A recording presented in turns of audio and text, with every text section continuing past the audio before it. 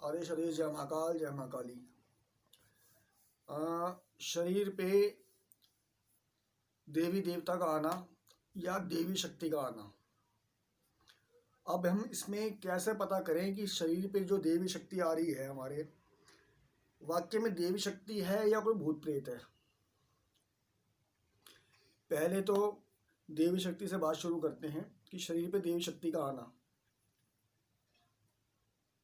शरीर पे जैसे हम पूजा पाठ करते हैं, कई भक्तों के साथ में ऐसा होता है, पूजा पाठ करते हैं, शरीर पे कोई चीज़ आ गई, शरीर हिलने लग गया, खेलने लग गए और शक्तियों ने बताना शुरू कर दिया, पर्चा देना शुरू कर दिया परिवार के बारे में, पूजा देनी शुरू कर दी परिवार के बारे में। तो आदमी सोचो चलो जन कल्याण शुरू कर देते हैं। अब फिर आदमी की इच्छा होती है जन कल्याण हेतु या कुछ भी, फिर वो गद्दी लगाना शुरू कर देते हैं ऐसे भगत कहीं।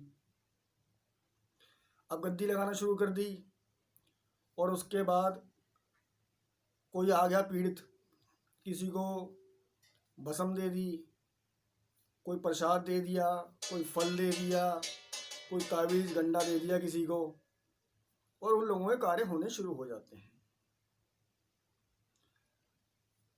कुछ टाइम तक इसी प्रकार से कार्य चलते रहते हैं, लोगों को कुछ दे दिया, उनका भला हो गया। अब थोड़े थोड़े समय के अंतराल में, कुछ टाइम बीतने के बाद में, जब वो शक्ति उस भगत के ऊपर आती है, अब शरीर में दर्द होना शुरू हो जाता है भगत के, या जिसके ऊपर भी शक्ति आती है इस प्रकार से कोई। अब शरीर टूटना शुरू हो जाता है, शरीर में दर्द होना शुरू हो गया पहले, फिर धीरे धीरे धीरे धीरे घर के अंदर कलह कलेश या रुपए पैसे में पीछे होता चला जाता है बंदा।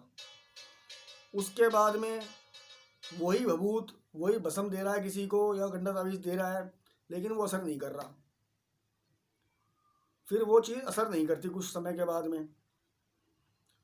अब भगत लोग फिर परेशान हो जाते हैं कि भाई पहले तो हम जो ये काम करते थे तो लग जाता था, अब नहीं लग रहा, किसी को असर नहीं हो रहा, या किसी को भूत प्रेत की पीड़ा थी, निवारण करते थे पहले हो जाता था, अब नहीं हो रहा किसी का, और हमारे साथ में खुद परेशानी है घर के अंदर।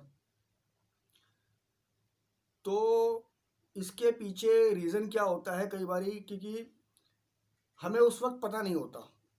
शक्ति जब आती है, खुद ब खुद जब शक्ति आती है तो शक्ति को नकेल डालनी पड़ती है। नहीं तो जो भी देवी शक्तियाँ, इस प्रकार की शक्तियाँ खुद ब खुद आती हैं, वो होती है जंगली घोड़े की तरह। कुछ समय अपने आप काम करेंगी, सवारी लेंगी आपके ऊपर आके, अपने हिसाब से काम करेंगी, फल भी देंगी लोगों को, सब कुछ होगा। लेकिन जब उनका मन नहीं करेगा, जब आपके ऊपर बोझ बढ़ जाता है, भगत के ऊपर दूसरे का काम करते करते बोझ बढ़ना शुरू हो जाता है, तो वो शक्ति थोड़ा थोड़ा थोड़ा थोड़ा थोड़ा थोड़ा नीमा हो जाती है, डाउन हो जाती है। अब उसको चार्ज कैसे करें, तो ये भगत को पता नहीं होता कि चार्ज कैसे करें इसको। वो बेचारा अपनी वो जो छोटा मोटा नॉर्मल पूजा करता था पहले, वही पूजा पाठ करता रहता है। अब वो पूजा पाठ करते करते भी वो कहता है यार सब कुछ कर लिया मैंने, कुछ नहीं हो रहा, वो पूजा पाठ भी धीरे धीरे उसका भगत का कम हो जाता है। फिर वो भटकता है चौकियों पे, दरबारों में जहाँ गद्दियाँ लगती हैं, फिर वहाँ घूमते हैं वो पता करने के लिए भाई किसी ने बांध दिया। सबसे पहले बात दिमाग में ये आती है कि शक्ति बांध दी किसी ने हमारी। पहले हम काम कार्य कर रहे थे, सब कुछ कार्य हो रहा था, अब नहीं हो रहा, किसी ने टोक मार दी, किसी ने रोक मार दी, किसी ने कुछ करवा दिया। यहाँ उसके दिमाग में खेल शुरू हो जाता है। फिर वो गद्दियों में भागने शुरू करते हैं, लेकिन वहाँ पे हल नहीं मिलता। अब इसमें थोड़ी सी बात बताऊंगा। पहली बात तो भगत को ये पता होना चाहिए कि जो शक्ति शरीर पे आ रही है, खेल रही है, जो बोल रही है कुछ भी, वाक्य में देव शक्ति है या कोई भूत प्रेत ही खेल रहा है। और 70-80% मामलों में मैंने ये देखा, भूत प्रेत ही खेल के आके बोलते हैं ऊपर, भाई मेरे नाम का ये कर दो, मेरे नाम की जोत लगा दो।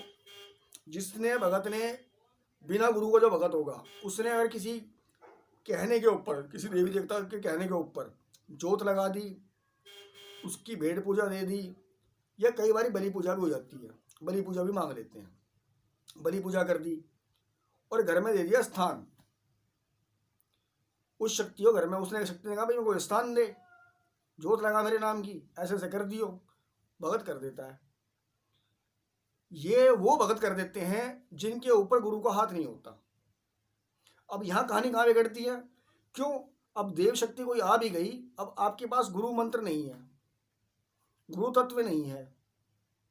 इसको अब ऐसे ले लो कि जैसे बच्चा पैदा होता है, माँ और बाप का नाम होता साथ में उसके, कि भाई फला का बच्चा, फलास की माँ, फलास का बाप। चाहे वो बच्चा नाना नानी के पास रह रहा हो, चाचा चाची के पास रह रहा हो, या मामा के पास रह रहा हो, किसी के पास भी रह रहा हो, लेकिन नाम उसका अपने माँ बाप से ही चलता है बच्चे का। इसी तरह से गुरु के नाम से ही चेला चलता है, शिष्य चलता है। तो गुरु तत्व जब तक आपको प्राप्त नहीं होगा, ऐसी शक्तियां आपको ऊपर नीचे करती रहेंगी, ऊपर के बाद नीचे ही करती रहेंगी, ऊपर तो जाने का मतलब ही नहीं है। कुछ समय तो कार्य करेंगी आपका, उसके बाद कार्य करना बंद कर देती हैं वो, फिर वो चलती है अपने मन से। और मन से तब चलती हैं ताकि आप दूसरे के कष्ट पीड़ा जो कर रहे हैं, दूसरे को हटा रहे हैं, वो सारी कष्ट पीड़ा आपके घर में धीरे धीरे धीरे धीरे नेगेटिविटी इकट्ठी होती रहती है। क्यों? भगत को यह नहीं पता होता कि ये जो हमने सामान किसी का उतारा, ये कहाँ देना है, किस देवी देवता के नीचे लगेगा, किस स्थान पे छोड़ना है इसको, जमीन में गाड़ना है, शमशान में गाड़ना है, कोई मुस्लिम चीज़ है कब्रिस्तान में गाड़ना है, या किसी पवित्र नदी में बहाना है, उसको तर्पण करना है उसका, या किसी पेड़ पे कील बना के ठोकना है। अब इसमें लाजमी होता है उस्ताद या गुरु। गुरु उस्ताद ना होने के कारण ये चीज़ें लोगों के कठिनाइयाँ आती ही आती हैं। अगर गुरु ने कोई आपको चिल्ला दिया या कोई आपको साधना दी है करने के लिए, उस साधना के अंदर उस समय में कोई शक्ति आपके शरीर में आती है, तो गुरु उसको कंट्रोल करता है कि इतना वेग आना चाहिए इसके ऊपर, हाथ रखता है गुरु सर के ऊपर, इतना वेग इसके ऊपर आना चाहिए, इससे ज़्यादा वेग में ये नहीं कर पाएगा। फिर जब गुरु के हाथ के नीचे आपके ऊपर शक्ति आती है, तो गुरु उस शक्ति से वचन लेता है। जब आपके ऊपर बुलाएगा उसको, आपके ऊपर बुलाने के बाद में शरीर पर जब शक्ति आ जाती है, तो उससे वचन होते हैं। 3 वचन होते हैं, हर एक का अपना सिस्टम है। एक वचन में भी काम होता है, 3 वचन में भी काम होता है। वचन गुरु और चेले के बीच में होते हैं, शक्ति के बीच में वचन होते हैं। तो गुरु बता देता है भाई ऐसे ऐसे चलेगा, ये है वो है, जो भी उनका सिस्टम होता है, हर एक का अपना अपना। तो वो शक्ति वैसे ही कार्य करती है। साथ में गुरु चेले को कवच देता है, अलग अलग चीज़ें देता है, गद्दी बांधना या शरीर बांधना, दिशा बांधना, सब सिखा देते हैं। और अगर ये चीज़ ऐसी है, चुड़ैल है, भूत है, प्रेत है, डाकनी शाकनी, भूत प्रेत पिशाच जिन जिन्नात, इनको कैसे कैसे कैसे किस देवी देवता के नीचे लगा के इसको आपने छोड़ना है, ये सब चीज़ें गुरु देता है। गुरु ना होने के कारण जो ऐसे भगत बन जाते हैं, उनको परेशानी उठानी पड़ती है। तो भाई सबसे निवेदन है, अगर आपके पास इस तरह की कोई शक्ति आती है, शरीर पे खेल रही है, शक्ति आपके ऊपर आ रही है, किसी के पास भी आ सकती है, कोई सर पे लिखवा के नहीं आया, कोई माँ के पेट से नहीं आया कि यही बंदे के पास जाएगी। आपकी पूजा पाठ से संतुष्ट होकर कोई भी पीर, पैगंबर, औलिया, कोई देव शक्ति, कोई पीर पितर, कोई महात्मा, कोई अघोरी, कोई साधक आपके साथ में शक्ति जुड़ सकती है। वो इसमें बुराई नहीं है। बुराई है आप उस शक्ति से दूसरों को कार्य कर रहे हैं, तब बुराई है। आपको नॉलेज नहीं है इस चीज़ के बारे में, लेकिन शक्ति एक साथ में आ गई, जन कल्याण करने चल पड़े। जन कल्याण भी अच्छी बात है करना, लेकिन ज्ञान पूरा होना चाहिए। इसलिए इसके लिए थोड़ी सी वीडियो थोड़ी लंबी हो जाएगी, पर ये बात प्रमाणित करने के लिए थोड़ा वीडियो मैं लंबी कर रहा हूँ कि कई लोग भटक रहे हैं। ऐसे कई केस आते हैं मेरे पास, जो लोग भटक रहे होते हैं बिना गुरु के, ऐसे गद्दियाँ चला रहे हैं, कुछ भी हो गया, दिक्कत परेशानी हो गई उन बेचारों को। माता रानी ना करे किसी के साथ में ऐसी दिक्कत परेशानी आए, लेकिन मैक्सिमम लोगों के साथ ये परेशानियाँ आती हैं। एक छोटी सी कहानी सुना रहा हूँ मैं। आप सबने सुना होगा माँ दक्षिणी काली, दक्षिणी की कालिका, कृष्ण हंस परमहंस जी का नाम सबने सुना होगा। बंगाल से ताल्लुक है इनका, बंगाल में बहुत मान्यता है इनकी। ये किसी मंदिर में रहते थे और माँ काली के पुजारी थे वहाँ मंदिर के अंदर, बचपन से ही। 15-16 साल की आयु में या 14 साल की आयु में ये उसी मंदिर में माँ की सेवा किया करते थे पुजारी के तौर पे।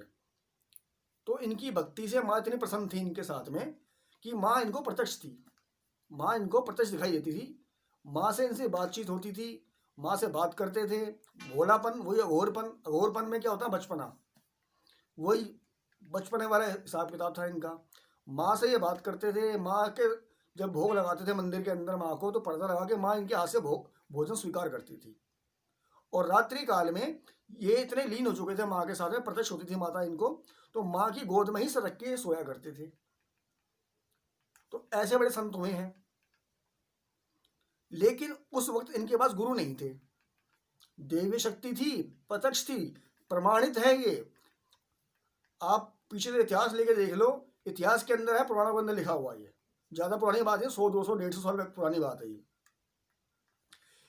एक दिन क्या होता है, इनके दरवाजे पे मंदिर में एक महात्मा को सिद्ध पुरुष आते हैं दरवाजे पे, और इनको आवाज़ मार के बुलाते हैं बाहर। ये पहुंचते हैं उन महात्मा के सामने। उन महात्मा का नाम था महात्मा तोतापुरी जी महाराज, जो आगे जाके कृष्ण हंस परमहंस जी के गुरु हुए हैं।